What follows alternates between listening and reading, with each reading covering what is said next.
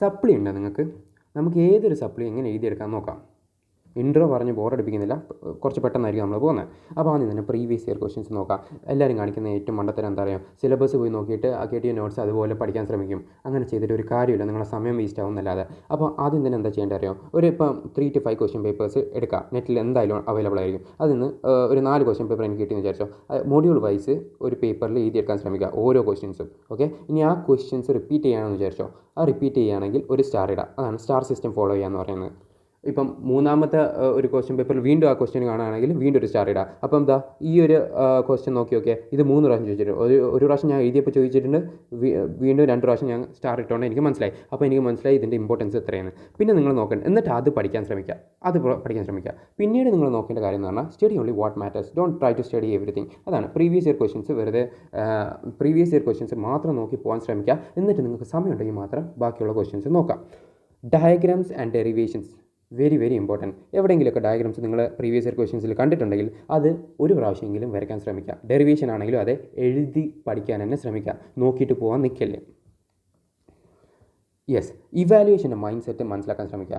ഈ ഒരു ഇവാലുവേറ്ററിന് 100 പേപ്പർ ഒരു ദിവസം കറക്റ്റ് ചെയ്യാനുണ്ടാവും. അപ്പം നിങ്ങളവിടെ പാരഗ്രാഫോ സ്റ്റോറിയോ എഴുതി വെച്ചാൽ അത് അവർക്ക് നോക്കാനുള്ള സമയം ഉണ്ടാവില്ല. അപ്പോൾ നിങ്ങൾ എന്ത് ചെയ്യുക, ഒരു സ്ട്രക്ചറിൽ എഴുതി വെക്കുക. ഇപ്പം ടൈപ്സ് ഓഫ് എന്തെങ്കിലും ഒന്ന് ചോദിച്ചാൽ നിങ്ങൾ ആദ്യം അതിൻ്റെ നിങ്ങൾക്കറിയാവുന്ന കാര്യങ്ങളൊക്കെ ഒന്ന് എഴുതി വെക്കുക, ഒരു 2-3 സെൻറ്റൻസിൽ. എന്നിട്ട് പറയാം ദേ ആർ, എന്നിട്ട് ആദ്യത്തെ ടൈപ്പ് എഴുതുക. അല്ലാതെ ആദ്യം തന്നെ ടൈപ്പ് 1 ടൈപ്പ് 2 എന്ന് കയറി എഴുതി വെച്ചാൽ ചിലപ്പോൾ അതിനൊരു സ്ട്രക്ചർ ഉണ്ടാവില്ല. ഇവാലുവേറ്ററിനെ കാണുമ്പോൾ തന്നെ ഒരു ഇതുണ്ടാവില്ല. പക്ഷേ നിങ്ങൾ ഇങ്ങനെയൊക്കെ എഴുതി വെച്ചാൽ ചിലപ്പോൾ ഇതിന് മാർക്ക് ഉണ്ടാവില്ലായിരിക്കും. പക്ഷേ നിങ്ങൾ ഈ സ്ട്രക്ചർ കാരണം ചിലപ്പോൾ 1-2 മാർക്ക് കൂടി കിട്ടിയെന്ന് വരും. Okay, yes. Create short notes and smart notes. നമ്മൾ നേരത്തെ ഒരു സബ്ജക്റ്റിന് ഒരു ബുക്ക് വേണമെന്ന് പറഞ്ഞില്ലേ. അപ്പോൾ ഒരു ബ്ലാങ്ക് ബുക്ക് എടുത്തിട്ട് ആ ബ്ലാങ്ക് ബുക്കിൽ നിങ്ങൾ ആദ്യം തന്നെ പ്രീവിയസ് ഇയർ ക്വസ്റ്റ്യൻസ് എല്ലാം എഴുതി വെച്ചിട്ടുണ്ടായിരുന്നു, സ്റ്റാർ സിസ്റ്റം ഫോളോ ചെയ്തിട്ടുണ്ടായിരുന്നു. എന്നിട്ട് 7 മാർക്കിനാണെങ്കിൽ 7 പോയിൻറ്റ്സ് എഴുതി വെക്കുക, നിങ്ങളുടേതായ പോയിൻറ്റ്സിൽ എഴുതി വെക്കുക. ഓക്കെ, അതിപ്പോൾ നിങ്ങൾ യൂട്യൂബിലാണെങ്കിലും ശരി, KT നോട്ട്സിലാണെങ്കിലും ശരി, നിങ്ങളുടേതായ പോയിൻറ്റ്സിൽ നിങ്ങൾ എഴുതി വെക്കുക. കാരണം നിങ്ങൾ ഒരു പ്രാവശ്യം വായിക്കുന്നത്, അല്ലെ ഒരു പ്രാവശ്യം എഴുതുന്നത് 5 പ്രാവശ്യം വായിക്കുന്നതിന് തുല്യമാണ്. പിന്നെ വിഷ്വലൈസ് 4 പോയിൻറ്റ്സ്. ഇപ്പം for example safety measures in excavation എന്ന ചോദ്യം ചോദിച്ചു, ഞാൻ എങ്ങനെയാണ് എൻ്റെ ബുക്കിൽ എഴുതി വെക്കുന്നത്, ഞാൻ എന്താ ഇങ്ങനെ ഒരു ഇത് വരയ്ക്കും. എന്നിട്ട് ഞാൻ ഇങ്ങനെ ചിന്തിക്കും, ഓക്കെ ഇവിടെ ഒരു JCB ഉണ്ടെങ്കിൽ ആ JCB വന്ന് മറിയാനുള്ള ചാൻസ് ഉണ്ട്, അതൊരു സേഫ്റ്റി മെഷർ, അപ്പോൾ അതിന് സ്വീകരിക്കണം. പിന്നെന്താ, യെസ്, ഇവിടെ ഒരാളുണ്ടെങ്കിൽ ഇവിടെ ഞാൻ കുഴിക്കില്ല ചെയ്യുന്നത്, അപ്പോൾ വെള്ളം വരാനുണ്ട്, വെള്ളം കാരണം ഫ്ലഡ് ആവാനുള്ള ചാൻസ് ഉണ്ട്, മുങ്ങിപ്പോകാനുള്ള ചാൻസ് ഉണ്ട്. ഇവിടെ ഇവിടെ ഒരാളുണ്ടെങ്കിൽ അയാൾ വന്ന് വീഴാനുള്ള ചാൻസ് ഉണ്ട്, ഇവിടെ നിന്നുള്ള എന്തെങ്കിലും കല്ലെല്ലാം വന്ന് വീഴാനുള്ള ചാൻസ് ഉണ്ട്, ഈ മണൽ വന്ന് വീഴാനുള്ള ചാൻസ് ഉണ്ട്, ഇവിടെ ട്രെഞ്ച് വോൾ ഞാൻ സെറ്റ് ചെയ്യുന്നെങ്കിൽ ആ ട്രെഞ്ച് വോൾ വന്ന് ഇടിഞ്ഞ് വീഴാനുള്ള ചാൻസ് ഉണ്ട്. ഇതൊക്കെയാണ്, അല്ലെങ്കിൽ ഇവിടെ അടിയിൽ ടോക്സിക് ഗ്യാസിൻ്റെ പ്രസൻസിനുള്ള സാധ്യതയുണ്ട്. ഇതൊക്കെയാണ് പ്രിക്കോഷൻ സേഫ്റ്റി മെഷേഴ്സ് കൊണ്ട് ഉദ്ദേശിക്കുന്നത്. അപ്പം ഇത്രയും പോയിൻറ്റ്സ് എനിക്ക് ജസ്റ്റ് ഞാനൊരു ഇമേജ് വരച്ച് വെച്ചപ്പോഴത്തേക്കും കിട്ടി. യെസ്, ഈ ബുക്ക് എന്ന് പറയുന്നത് ലാസ്റ്റ് മിനിറ്റ് റിവിഷന് വേണ്ടിയിട്ടാണ്, അത് ഞാൻ പറഞ്ഞുതരാം വഴി. പിന്നെ ഉള്ളത് pattern awareness, very very important. അതായത് 3 മാർക്കിൻ്റെ ക്വസ്റ്റ്യൻ ഞാനാണെങ്കിൽ നിങ്ങളുടെ അടുത്ത് ലാസ്റ്റ് എഴുതാനേ പറയത്തുള്ളൂ. എന്നിട്ട് ആദ്യം തന്നെ ലോങ് ആൻസർ പോയി എഴുതാം. എന്തുകൊണ്ടാണ് ഞാൻ പറഞ്ഞുതരാം. ഈ 3 മാർക്കിൻ്റെ ക്വസ്റ്റ്യൻ ചിലപ്പോൾ നിങ്ങൾക്ക് നല്ലോണം എഴുതാണ്ടാവും. അത് എഴുതി കഴിയുമ്പോഴത്തേക്കും നിങ്ങളുടെ ടൈം വളരെയധികം കുറയും. അപ്പോൾ ഈ ടൈം മാനേജ്മെൻറ്റ് വളരെ ഇമ്പോർട്ടൻ്റ് ആയിട്ടുള്ള ഒരു ഫാക്ടറാണ്. അതായത് ഇപ്പം 3 മണിക്കൂറത്തെ എക്സാം ആണെന്ന് വിചാരിച്ചോ, 3 മണിക്കൂറിൻ്റെ എക്സാം ആണെങ്കിൽ ഞാൻ 6 അരമണിക്കൂറായിട്ട് ഡിവൈഡ് ചെയ്യും. എന്നിട്ട് ഓരോ അരമണിക്കൂറും ഞാൻ ഇപ്പോൾ ആദ്യത്തെ അരമണിക്കൂർ മൊഡ്യൂൾ 1, രണ്ടാമത്തെ മൊഡ്യൂൾ 2, നാലാമത്തെ അരമണിക്കൂർ മൊഡ്യൂൾ 3, അടുത്ത അരമണിക്കൂർ മൊഡ്യൂൾ 4, അടുത്ത അരമണിക്കൂർ മൊഡ്യൂൾ 5, ഇനി ഒരു അരമണിക്കൂർ കൂടി ബാക്കിയുണ്ടാവും. ആ അരമണിക്കൂർ ഞാൻ എന്തിന് ചിലവാക്കും? യെസ്, എൻ്റെ 3 മാർക്ക് മൊത്തം എഴുതാൻ ഞാൻ അതിന് ചിലവാക്കും. എവിടെയെങ്കിലും ഡയഗ്രാംസ് ഉണ്ടെങ്കിൽ, അതിപ്പോൾ 3 മാർക്ക് ആയിക്കോട്ടെ, ലോങ് ആൻസർ ആയിക്കോട്ടെ, ഉണ്ടെങ്കിൽ നിങ്ങൾക്കറിയാമെങ്കിൽ വരച്ച് വെക്കാം. കാരണം അതൊരു മാർക്ക് ബൂസ്റ്റിംഗ് സ്ട്രാറ്റജിയാണ്. പിന്നെ 2 മൊഡ്യൂൾസ്, ഇപ്പോൾ 5 മൊഡ്യൂൾ നിങ്ങൾക്ക് പഠിക്കാൻ പറ്റില്ല എന്ന് വിചാരിച്ചോ, അല്ലെങ്കിൽ ഇപ്പോൾ 2024 സ്കീമിലാണെങ്കിൽ 4 മൊഡ്യൂൾ പഠിക്കാൻ പറ്റില്ല, അതിൽ നിങ്ങൾക്ക് 2 മൊഡ്യൂൾ ഇനിയും ബാക്കി ഉണ്ടെന്ന് വിചാരിച്ചോ. ഈ 2 മൊഡ്യൂൾ എന്തെങ്കിലുമൊക്കെ നോക്കി പോവുക. അതായത് പ്രീവിയസ് ഇയർ ക്വസ്റ്റ്യൻസിൽ മോസ്റ്റ് റിപ്പീറ്റഡ് ക്വസ്റ്റ്യൻസ് എങ്കിലും നോക്കി പോവുക. കാരണം നിങ്ങൾ ഈ 3 മൊഡ്യൂൾ നിങ്ങൾ പഠിച്ച 3 മൊഡ്യൂളിന് ഏതെങ്കിലും ഒരു മൊഡ്യൂൾ നിങ്ങൾ ചതിച്ചാലോ, അത് ഞാൻ പറഞ്ഞ 3 മൊഡ്യൂൾ മെത്തേഡ് നോക്കല്ലേ. കാരണം 5 മൊഡ്യൂളിൽ 3 മൊഡ്യൂൾ നോക്കിപ്പോയാൽ ഈ ഇതിലേതെങ്കിലും ഒരു മൊഡ്യൂൾ നിങ്ങളെ ചതിക്കുകയാണെങ്കിൽ പിന്നെ നിങ്ങൾക്ക് എഴുതാൻ വേറെ ചോയ്സ് ഇല്ല. അത് ഞാൻ പറഞ്ഞ 5 മൊഡ്യൂൾ നോക്കി പോവുക. പ്രീവിയസ് ഇയർ ക്വസ്റ്റ്യൻസ് എല്ലാം നോക്കിയതിന് ശേഷം, അതിലെ മോസ്റ്റ് റിപ്പീറ്റഡ് ക്വസ്റ്റ്യൻസും എല്ലാം നോക്കിയതിന് ശേഷം മാത്രം നിങ്ങൾ കണ്ടൻറ്റ് പഠിക്കണമെന്ന് മാത്രമേ ഞാൻ പറയത്തുള്ളൂ. കാരണം ഈ 4 വർഷത്തെ ക്വസ്റ്റ്യൻ നോക്കുമ്പോഴത്തേക്കും നിങ്ങൾക്കൊരു 90-95% സിലബസ് കംപ്ലീറ്റഡ് ആയിരിക്കും. ഓക്കെ, പിന്നെ ഒരു ക്വസ്റ്റ്യനും വിടരുത്. ഓക്കെ, ഫോർ എക്സാമ്പിൾ നിങ്ങൾക്ക് ഒരു ക്വസ്റ്റ്യനിൽ തന്നെ 2 സബ് ക്വസ്റ്റ്യൻ ഉണ്ട്. അതിൽ ആദ്യത്തെ സബ് ക്വസ്റ്റ്യൻ നിങ്ങൾക്കറിയാം, രണ്ടാമത്തെ സബ് ക്വസ്റ്റ്യൻ അറിയില്ലെങ്കിൽ പോലും എന്തെങ്കിലുമൊക്കെ എഴുതി വെക്കാൻ ശ്രമിക്കുക. കാരണം 0 മാർക്ക് കിട്ടുന്നതിനായിട്ട് നല്ലതാണ് 1 മാർക്ക് കിട്ടുന്നത്. All modules matter. Okay, especially for supply exam. പിന്നെ നമുക്ക് നോക്കാനുള്ളത് നമ്മൾ നേരത്തെ ഒരു ബുക്ക് വെച്ചില്ലായിരുന്നോ, എന്തിനാ പ്രീവിയസ് ഇയർ ക്വസ്റ്റ്യൻ എഴുതി സ്റ്റാർ സിസ്റ്റം ഫോളോ ചെയ്തു. ഈ പ്രീവിയസ് ഇയർ ക്വസ്റ്റ്യൻ എഴുതാൻ മാത്രമല്ല, എന്നിട്ട് ഓരോന്നിൻ്റെ ആൻസറും ആ ബുക്കിൽ എഴുതണം. ഓരോന്നിൻ്റെ ആൻസറും നിങ്ങളുടേതായ ഷോർട്ട് പോയിൻറ്റ്സിൽ ആ ബുക്കിൽ എഴുതി, എന്നിട്ട് അത് എക്സാമിൻ്റെ 4 മണിക്കൂർ മുന്നേ നോക്കണം. എങ്ങനെ? 5 മൊഡ്യൂളും അല്ല. ഇപ്പോൾ ഫോർ എക്സാമ്പിൾ 5 മൊഡ്യൂൾ ഉണ്ടെന്ന് വിചാരിച്ചോ, അതിൽ 1, 2, 3 മൊഡ്യൂൾ നിങ്ങൾ 3 ദിവസം മുന്നെയാണ് ബുക്ക് എടുത്ത് തുടങ്ങിയെന്ന് വിചാരിച്ചോ. അതിൽ 1, 2, 3 മൊഡ്യൂൾ നിങ്ങൾ ആദ്യമേ നോക്കി. ലാസ്റ്റത്തെ തലേ ദിവസം നിങ്ങൾ 4, 5 മൊഡ്യൂൾ നോക്കി. അപ്പോൾ ഈ തലേ ദിവസത്തെ 4, 5 നിങ്ങൾക്ക് ഏതാണ്ട് ഓർമ്മയുണ്ടാവും. 1, 2 മൊഡ്യൂൾ നിങ്ങൾ ചിലപ്പം മറന്നു പോയിട്ടുണ്ടാവും. പക്ഷേ നിങ്ങൾ ഈ ബുക്കിൽ എഴുതിയുകൊണ്ട് ഈ ലാസ്റ്റ് 4 മണിക്കൂർ ഈ 1, 2, 3 നോക്കുക. ഓക്കെ, 4, 5 നിങ്ങൾക്ക് ഓൾറെഡി ഓർമ്മയുണ്ടാവും, കാരണം തലേന്നായിരുന്നു പഠിച്ചുകൊണ്ട്. 1, 2, 3 ചിലപ്പോൾ നിങ്ങൾക്ക് ഓർമ്മ ഉണ്ടാവണമെന്നില്ല. അപ്പം ഇതെന്താ ചെയ്യണേ, ഒരു 4 മണിക്കൂർ മുന്നേ എക്സാമിൻ്റെ 4 മണിക്കൂർ മുന്നേ നോക്കാം. ഓക്കെ, അപ്പം നിങ്ങൾക്ക് മാക്സിമം റിട്ടൻഷൻ ഉണ്ടാവും. പിന്നെ നമ്മൾ നോക്കേണ്ടതെന്ന് വെച്ചാൽ right answers with exam strategy.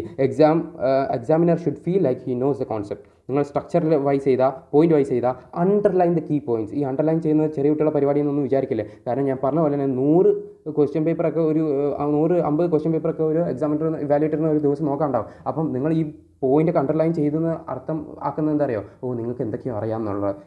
അതിനനുസരിച്ച് നിങ്ങൾക്ക് മാർക്ക് കൂടി കിട്ടുകയും ചെയ്യും. എവിടെയൊക്കെ ഡയഗ്രാം ഉണ്ടോ വെറുതെ ഒരു റഫ് സ്കെച്ച് ആയിട്ടെങ്കിലും വരച്ച് വെക്കാൻ ശ്രമിക്കുക. പിന്നെ നിമോണിക്സ് ഉപയോഗിക്കുക. ഫോർ എക്സാമ്പിൾ ഞാനിപ്പം ഒരു നിമോണിക്സ് പണ്ടെന്തോ ഉപയോഗിച്ചതാണ്, എടാ പോടാ എന്ന് പറഞ്ഞാൽ നിമോണിക് ഉപയോഗിച്ചു. എന്നിട്ട് അതിൽ engineering control, departmental control, administrative control കണ്ട ഇപ്പോഴും ഓർമ്മയുണ്ട്. അപ്പം നിങ്ങൾ ഇതുപോലെ ആവശ്യമില്ലാത്ത തിയറി സബ്ജക്റ്റിനെല്ലാം നിമോണിക്സ് ഉപയോഗിക്കാൻ നോക്കുക. കാരണം പിന്നീട് അത് കാര്യമല്ല അല്ലേ. അപ്പോൾ ഈ നിമോണിക്സ് ഉപയോഗിക്കുകയാണെങ്കിൽ നിങ്ങൾക്ക് പിന്നീടും ഓർമ്മയിൽ നിൽക്കും. വെറുതെ ഓരോ സാധനം തന്നെ വീണ്ടും പഠിച്ച് സമയം കളയേണ്ട ആവശ്യം വരില്ല. Muscle memory trick. അതായത് ഡയഗ്രം ആണെങ്കിലും ഡെറിവേഷൻ ആണെങ്കിലും ഒരു പ്രാവശ്യമെങ്കിലും എഴുതി നോക്കാം. എന്തുകൊണ്ടാണ്? നിങ്ങൾ എക്സാം ഹോളിൽ കയറുമ്പോൾ നിങ്ങൾക്ക് ആ എഴുതിയത് നിങ്ങളെ സബ് കോൺഷ്യസ് മൈൻഡിൽ റീറ്റെയിൻ ചെയ്തിട്ടുണ്ടാവും. നിങ്ങൾക്ക് അറിയില്ല എന്ന് വിചാരിച്ചാണെങ്കിൽ പോലും നിങ്ങൾ ഒരു കണ്ടിന്യൂസ് ആയിട്ട് അങ്ങ് എഴുതി പോകും. ഓക്കെ, പറ്റുമെങ്കിൽ കൂടുതൽ തവണ എഴുതി നോക്കുക. അല്ലെങ്കിൽ ഒരു തവണയെങ്കിലും എല്ലാ ഡെറിവേഷനും എഴുതി നോക്കുക. നോക്കി പോകരുത്. ചിലപ്പോൾ നിങ്ങൾ എന്തെങ്കിലും ഒരു റീഅറേഞ്ച്മെൻറ്റിലായിരിക്കും നിങ്ങൾക്ക് ചിലപ്പോൾ സ്റ്റക്കായി പോകുന്നത്. പിന്നീട് നമുക്കെന്താ, don't over study. Previous year questions നോക്കിപ്പോയാൽ തന്നെ ഞാൻ നേരത്തെ പറഞ്ഞ പോലെ 90% സിലബസ് കംപ്ലീറ്റഡാണ്. സമയമുണ്ടെങ്കിൽ മാത്രം ബാക്കി കോൺസെപ്റ്റ്സ് നോക്കാം. KTU നോട്ട്സ് ഒന്ന് വായിച്ച് നോക്കാം. അങ്ങനെയൊക്കെ ബുക്ക് ഉണ്ടെങ്കിൽ ബുക്ക് വായിച്ച് നോക്കാം, ടെക്സ്റ്റ് ബുക്ക് ഉണ്ടെങ്കിൽ ടെക്സ്റ്റ് ബുക്ക് വായിച്ച് നോക്കാം. പിന്നെ നിങ്ങൾക്ക് കുറേ കണ്ടൻറ് ഉണ്ടെന്ന് ചിലവർക്കെങ്കിലും തോന്നും. അങ്ങനെ നോക്കുന്നതിന് ഒരു സിമ്പിൾ ട്രിക്കാണ് ഞാൻ പറയുന്നത്. നിങ്ങൾ ആദ്യത്തെ മൊഡ്യൂൾ, രണ്ടാമത്തെ മൊഡ്യൂൾ അങ്ങനെ പഠിച്ചു പോകുന്നതിനായിട്ടും 5ാമത്തെ മൊഡ്യൂളൊന്നും പഠിച്ചു തുടങ്ങാം. പിന്നെ 4ാമത്തെ മൊഡ്യൂൾ നോക്കാം, പിന്നെ 3ാമത്തെ മൊഡ്യൂൾ നോക്കാം, പിന്നെ ലാസ്റ്റ് തലേന്നോ അല്ല 2ഉം 1ഉം നോക്കാം. അങ്ങനെ ആകുമ്പോൾ നിങ്ങൾക്ക് കുറേ ഉണ്ടെന്ന് തോന്നില്ല. മറ്റേതെന്ന് പറയുമ്പോൾ നമ്മൾ ആദ്യത്തെ മൊഡ്യൂൾ നോക്കുമ്പോഴത്തേക്കും അയ്യോ ഇനിയും ഉണ്ട് 4 മൊഡ്യൂൾ പഠിക്കാൻ കിടക്കും, ആ ഒരു ചിന്ത ഉണ്ടാവും. അപ്പോൾ അത് മാറ്റാൻ വേണ്ടിയിട്ടാണ് ജസ്റ്റ് ഒരു സജഷൻ മാത്രമേ ഉള്ളൂ. Ergonomics very very important. നിങ്ങൾ എന്താ ചെയ്യുന്നത്? ഒരു ഇരുണ്ട സ്ഥലത്തിരുന്ന് പഠിച്ചിട്ട് ഒരു കാര്യമില്ല.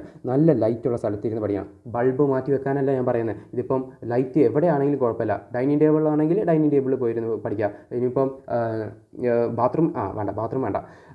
അപ്പം പറഞ്ഞു മനസ്സിലായില്ല. ലൈറ്റ് ഉള്ള അടുത്തിരുന്ന് പഠിക്കാൻ നോക്കാം. നോയ്സ്. അതിപ്പോൾ വീട്ടുകാരായാലും ശരി, നാട്ടുകാരായാലും ശരി, ഹോസ്റ്റലാണെങ്കിലും ശരി, നിങ്ങൾ നോയ്സും കൂടി കയറി വന്നാൽ നിങ്ങൾക്ക് ചിലപ്പോൾ പഠിക്കുന്നതിൽ ഒരു ശ്രദ്ധ ഉണ്ടാവില്ല.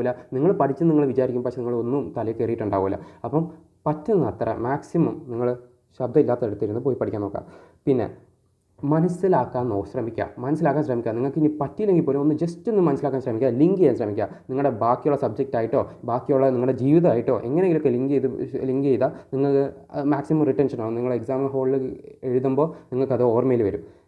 പിന്നെ break rules for focus. Very very important. Break rules എന്തൊക്കെയാണ്? അതായത് നിങ്ങളൊരു സ്റ്റഡി റൂമിലിരുന്ന് പഠിക്കാമെന്ന് വിചാരിച്ചോ.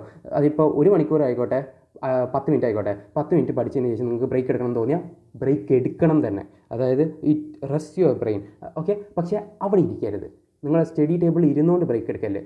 ഫോണ് നോക്കല്, സ്റ്റഡി ടേബിൾ ഇരുന്നുകൊണ്ട് നിങ്ങൾ അവിടെ നിന്ന് ഇറങ്ങിപ്പോവുക. Leave the study area. അവിടെ നിന്ന് ഇറങ്ങിപ്പോവുക. അപ്പോൾ നിങ്ങളുടെ സബ് കോൺഷ്യസ് മൈൻഡ് ആക്റ്റീവ് ആവും. അല്ലെങ്കിൽ എന്താ പ്രശ്നം എന്താ അറിയോ, നിങ്ങൾ അവിടെ ഇരുന്ന് തന്നെ ഫോൺ നോക്കിയാൽ നിങ്ങളുടെ സബ് കോൺഷ്യസിൽ നിങ്ങൾ ചിന്തിക്കുക, ഇത്ര നേരം ഞാൻ ഇരുന്ന് പഠിച്ചു അല്ല. അപ്പോൾ നിങ്ങൾ അവിടെ നിന്ന് ഇറങ്ങിപ്പോയിട്ട് ഇപ്പോൾ നിങ്ങൾ ഒരു 1/2 മണിക്കൂർ അല്ല 5 മണിക്കൂറും റെസ്റ്റ് എടുത്തോ. പക്ഷേ നിങ്ങൾക്ക് ബോധം ഉണ്ടാവും, 5 മണിക്കൂർ ഞാൻ ഇങ്ങനെ ഇൻസ്റ്റാഗ്രാം സ്ക്രോൾ ചെയ്തുകൊണ്ടിരുന്നതെന്ന്. പക്ഷേ നിങ്ങൾ അവിടെ തന്നെ ഇരുന്നാൽ നിങ്ങൾക്ക് ചിലപ്പോൾ അത് ഓർമ്മയിലുണ്ടാവില്ല. അതാണ് ഞാൻ പറഞ്ഞത്, when you need break, leave the study area. പിന്നെ നമുക്ക് അവസാനം, നിങ്ങൾ ഒരിത്തിരി എഫേർട്ട് ഇട്ടാലേ നിങ്ങൾക്ക് പഠിക്കാൻ പറ്റുള്ളൂ. നിങ്ങൾക്ക് സപ്ലൈ വന്ന തന്നെ ഒന്നുമില്ലെങ്കിൽ സാഹചര്യം കാരണമായിരിക്കും, അല്ലെങ്കിൽ നിങ്ങൾ പഠിക്കാതെ പോയോണ്ടല്ല, നോക്കാതെ പോയോണ്ടായിരിക്കും. അപ്പോൾ ഒരിത്തിരി എഫേർട്ട് ഇട്ടാൽ നിങ്ങൾക്ക് ഒത്തിരി റിവാർഡ് കിട്ടും. ഓക്കെ, അപ്പം ബെസ്റ്റ് ഓഫ് ലക്ക് അല്ല, ഓൾ ദ ബെസ്റ്റ്.